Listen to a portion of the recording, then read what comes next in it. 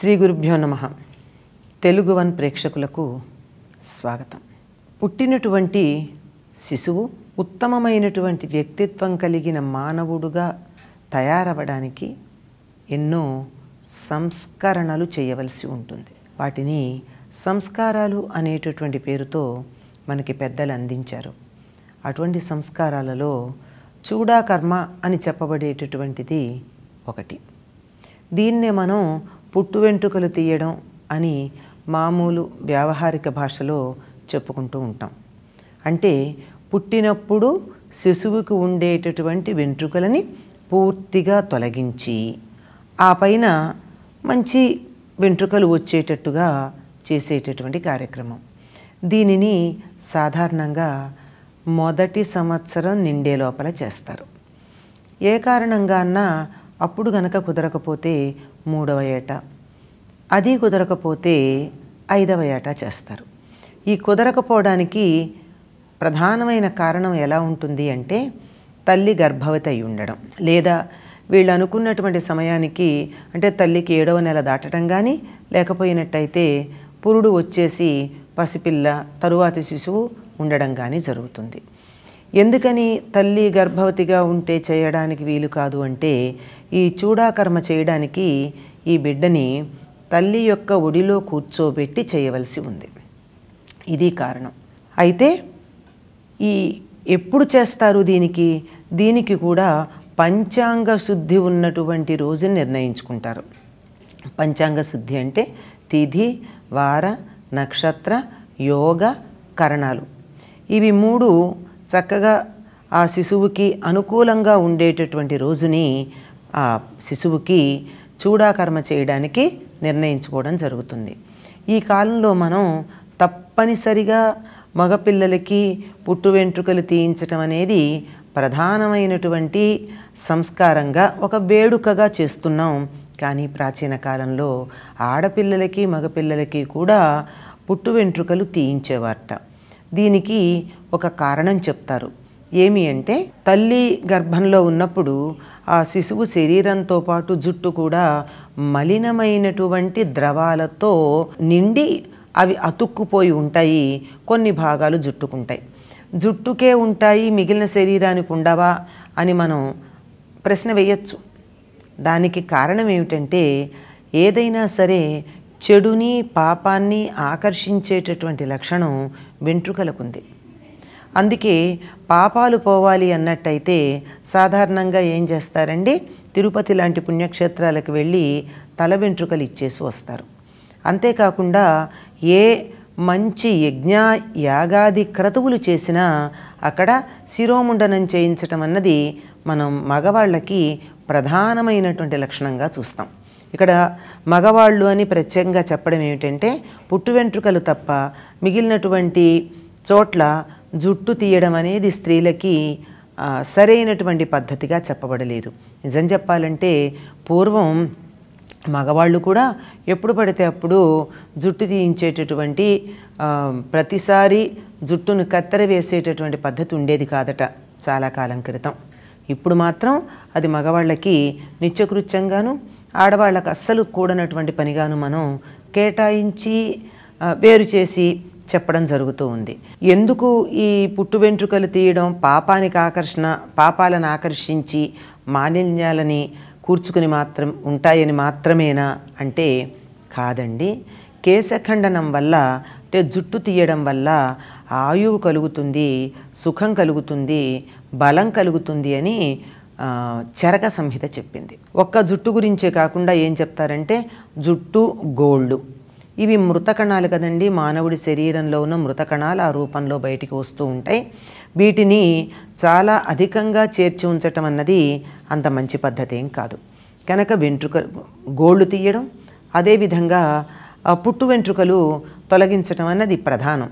చరక సంహిత చెప్పడమే కాదు, గృహ్య సూత్రాలలో కూడా ఈ చూడాకర్మకు సంబంధించిన మంత్రాలు ఉన్నాయి. అవి వేదాలలో ఉన్న మంత్రాలు మనకు కనపడతాయి.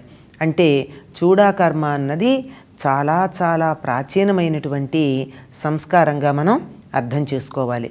ఈ చూడాకర్మ 1వ సంవత్సరం నిండుతూ ఉండగానే ఎందుకు చెయ్యాలి, మరీ పసితనంలో ఎందుకు చేయకూడదు అంటే, పిల్లలకి తలలో అన్ని సందులు పూడవు. అంటే పుర్రెలో ఉండేటటువంటి ఎముకలు బాగా ఒకదానికొకటి అతుక్కుని ఉండవు. ఇది మిగిలినటువంటి ప్రాంతాలలో అంత బాగా కనపడదు, కానీ బాగా శిరస్సున మాడుపట్టు అంటాం మన వాళ్ళు. ఆ పైన ఉండేటటువంటి ప్రాంతంలో మాత్రం మెత్తగా ఉండడం, అక్కడే మాడుపట్టున కొద్దిగా ఆముదం పెడుతూ ఉండండి అంటారు. అది గాలికి ఎండకి మొదలైనటువంటి వాటికి బయటికి కనపడకుండా ఉండడానికి వీలైనంత వరకు బట్టలతో కానీ టోపీలతో కానీ తలని కప్పుతూ ఉండడం అది మనం చూస్తూ ఉంటాం. అలా సున్నితంగా ఎముకలు గట్టిపడకుండా నాజూకుగా మెదడు మొదలైనటువంటి ప్రాంతాలని రక్షించే ఎముకలు పూర్తిగా ఏర్పడకుండా ఉన్నటువంటి సందర్భంలో ఆ ప్రాంతాన్ని ఈ చిన్నప్పుడు తల్లి గర్భంలో నుంచి వచ్చేటప్పుడు వచ్చిన వెంట్రుకలు ఏవైతే ఉన్నాయో అవి కప్పి రక్షిస్తూ ఉంటాయి. కనుక దరిదాపుల్లో ఏడాది వచ్చే వరకు వీటిని తీయకుండా ఉండడమే శ్రేయస్కరం. ఎందుకు అంటే ఆ తరువాత పర్వాలేదు, కప్పి ఉంచే వరకు మాత్రం తప్పనిసరిగా వాటిని ఉంచవలసిందే. అయితే సాధారణంగా పిల్లలకి 3వ నెల నుండి ఈ మాడుపట్టు అని చెప్పేటటువంటి మెత్తని పదార్థం గట్టిపడడం మొదలవుతుంది. తరచుగా 1 ఏడాది లోపల చాలా వరకు గట్టిపడుతుంది.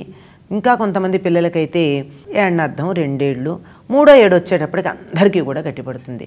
కనుక తరచుగా పూర్వకాలంలో 3వ ఏడు వచ్చిన తర్వాత మాత్రమే ఈ చూడాకర్మ అనేటటువంటి పుట్టు వెంట్రుకలు తొలగించటం అనే కార్యక్రమం నిర్వర్తిస్తూ ఉండేవాళ్ళు.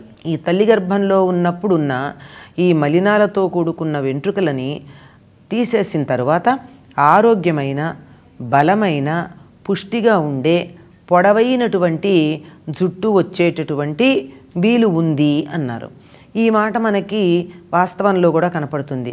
ఒక్కసారంటూ జుట్టు తీయించేసిన తర్వాత పూర్తిగా ఆ తర్వాత ఒత్తుగా రావడం మనం కూడా గమనిస్తూ ఉంటాం. అప్పటి వరకు సన్నగా బలహీనంగా ఉండే వెంట్రుకలు కూడా చాలా పుష్టిగా, లావుగా, మందంగా, ఆకర్షణీయంగా రావడం. ఇది ఏమిటి అంటే మొట్టమొదటిసారి ప్రధానంగా ఈ లక్షణం కలుగుతుంది. తల్లి గర్భంలో ఉన్నప్పుడు ఉండే వెంట్రుకలు చాలా సన్నగా, నాజుగ్గా, మృదువుగా ఉంటాయి. తర్వాత వచ్చేవి పుష్టిగా, పెద్దవి, నల్లనివి, మెరిసేవి, బలంగానూ ఉంటాయి. కనుక పుట్టు వెంట్రుకలు తీయించడం అన్నది ప్రధానంగా ఒక ప్రధానమైనటువంటి, అంటే తల్లి గర్భంలోంచి తనతో పాటు తెచ్చుకున్న మాలిన్యాలను వదిలించేటటువంటి ఒకానొక వైదిక సంస్కారం. మామూలుగా కూడా మనం చూస్తే జుట్టు బాగా పెరిగిపోతే పిల్లలు చికాకు పడుతూ ఉంటారు. అది తీయించేసిన తర్వాత సుఖంగా ఉంటారు. ఇది పంచాంగ శుద్ధి అయినటువంటి రోజున ఆ పిల్లవాడికి అభ్యంగన స్నానం చేయించి తల్లి ఒడిలో కూర్చోబెట్టి ఆ పైన అగ్ని కార్యాలు అవి పూర్వకాలం చేసేవారు గనక అవన్నీ చేసి బిడ్డ ముఖాన కుంకుమ పెట్టి మంగళహారతి ఇచ్చి ఆ క్షురకుణ్ణి పిలుస్తారు. అంటే పూర్వకాలంలో మంగలి అనే పదం చాలా యథేచ్ఛగా వాడేవారు. అదే పదాన్ని ఇక్కడ సందర్భం కోసం వాడక తప్పని పరిస్థితి. అతన్ని పిలిచి అతన్ని సూర్యుడితో సమానమైనటువంటి వాడుగా చెప్తారు. సూర్యుడట క్షురకుడు. ఆ తర్వాత సూర్యుడి చేతిలో ఉన్నటువంటి ఆ కత్తిని, ఆ రెండింటిని కూడా ప్రార్థిస్తారు. చాలా అద్భుతమైనటువంటి మంత్రాలు ఉంటాయి ఇక్కడ. ఏమంటే లోహంతో తయారైనటువంటి పదునైన గట్టిగా ఉండేటటువంటి ఓ ఖడ్గమా, కత్తి, మా శిశువు దగ్గర నువ్వు చక్కగా మెత్తగా ప్రవర్తించు అని ఆ కత్తిని ప్రార్థించి, ఆ ప్రార్థించిన తర్వాత తూర్పు వైపుగా తిరిగి కూర్చున్నటువంటి శిశువు తల మీద 3 దర్భలు పెట్టి కత్తితో ముందు ఆ దర్భల్ని కోసి అటు ఇటు పక్కకు పడేసి ఎడమ చెవి దగ్గర నుంచి మొదలుపెట్టి నెమ్మదిగా అలా గుండ్రగా ప్రదక్షిణ దిశగా మొత్తం అంతా తల చుట్టూ ఉండేటటువంటి వెంట్రుకలనన్నీ తీసే పద్ధతి ఉంది. ఇక్కడ ఒకటి గమనించాలండి. క్షురకుణ్ణి గౌరవిస్తున్న అయిన తర్వాత స్నానం చేయించి పిల్లవాడి చేత ఆ క్షురకుడికి ధాన్యాన్ని దానం ఇప్పిస్తారు. అంటే అన్ని వృత్తుల వారిని, అన్ని వృత్తులకు ఉపయోగించేటటువంటి పనిముట్లని కూడా గౌరవించి పూజించేటటువంటి ఒక అద్భుతమైన సంప్రదాయం మనకి ఇక్కడ కనపడుతుంది. ఆ క్షురకుణ్ణి గౌరవిస్తున్నారు, తాంబూలాలు ధాన్యాలు ఇచ్చి, కత్తిని గౌరవిస్తున్నారు. ఇలాంటి పద్ధతి మొదటిసారి పిల్లవాడి చేత ధాన్యం క్షురకుడికి ఇప్పించిన తర్వాత ఆ క్షురకర్మ చేసేటటువంటి వాడిని తరువాత ఎప్పుడూ కూడా ఆ శిశువు తక్కువ భావంతో చూడడు, అగౌరవపరచడు. అంటే సమాజంలో ఉన్న అన్ని వర్గాల వారిని మర్యాద చేసి గౌరవించేటటువంటి ఒక సంప్రదాయం ఇక్కడ కనపడుతుంది. ఇక్కడ ఒక సంగతి చెప్పుకోవాలండి. ప్రాంతీయంగా ఆచారాలు ఉన్నాయి. ఒక్కొక్క చోట ముఖ్యంగా తెలుగు వాళ్ళ ఇళ్లల్లో ఈ మొదటి కత్తెర మేనమామ చేత వేయించి అతడికి బట్టలు పెట్టే పద్ధతి ఉంది. ఇలా ఒక్కొక్క ప్రాంతంలో ఒక్కొక్క పద్ధతి ఉందండి. పద్ధతి ప్రాంతీయంగా మారినా ఈ సంస్కారం మాత్రం ఇది చూడాకర్మ అనేది వేదాలలో వేదకాలం నుండి ఉండి గృహ్యాది సూత్రాలలో ప్రస్తావించబడిన మంచి సంస్కారం. స్వస్తి. ఇంట్లో వాస్తు మార్పులు అవసరమా అనేది ప్రశ్న. ఈవేళ బాగా పిచ్చి పట్టినటువంటి